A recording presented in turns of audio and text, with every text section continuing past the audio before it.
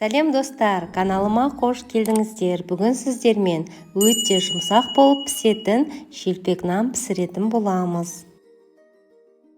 Ол үшін бізге 150 грамм жылы сүтімізге 150 грамм жылы суымызды қосамыз. Шай қасық пен жарты қасық тұз және қант қосамыз.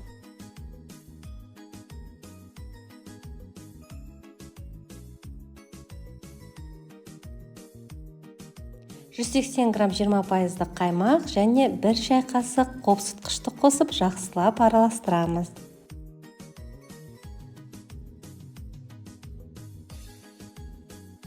Сұйық массамыз жақсылап араласқаннан кейін 700 грамм ұнымызды илеуіштен өткізе отырып қосамыз.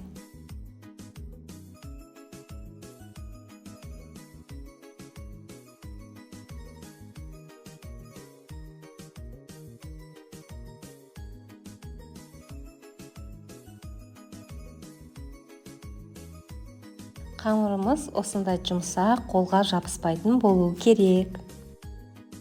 Қамырымызды 20 минутқа бұқтырып алғаннан кейін 9 бөлікке бөлеміз. Кей жерлерде 7 шелпек болады, кей жерлерде 9 шелпекте жасап жатады. Сондықтан мен 9 шелпек жасадым. 9 бөліктің әрқайсысы 130 грамм шамасында болды.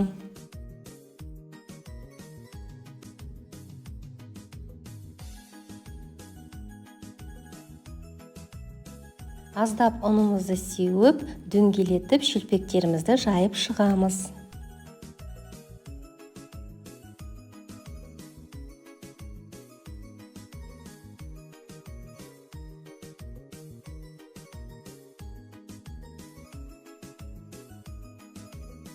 Шелпектерімізді қатты қызып тұрған майда екі жағын бірдей қызартып пісіріп аламыз.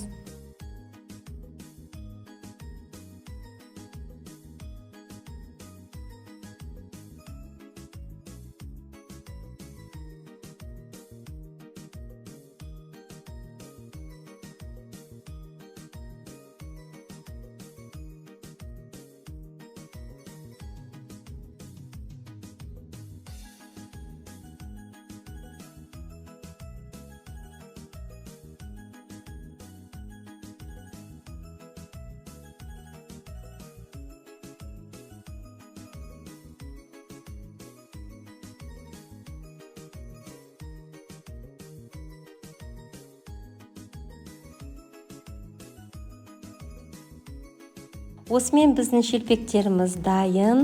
Шелпектеріміз өте жұмсақ, үгілмейтін, ең бастысы ешқандай ашытқы қосылмайды. Егер де сіздерге менің видеом ұнаған болса, каналыма тіркеліп, лайк басып, комментарий қалдыруды ұмытпаңыздар. Сіздермен болған Нұржамал. Астарыңыз дәмді болсын.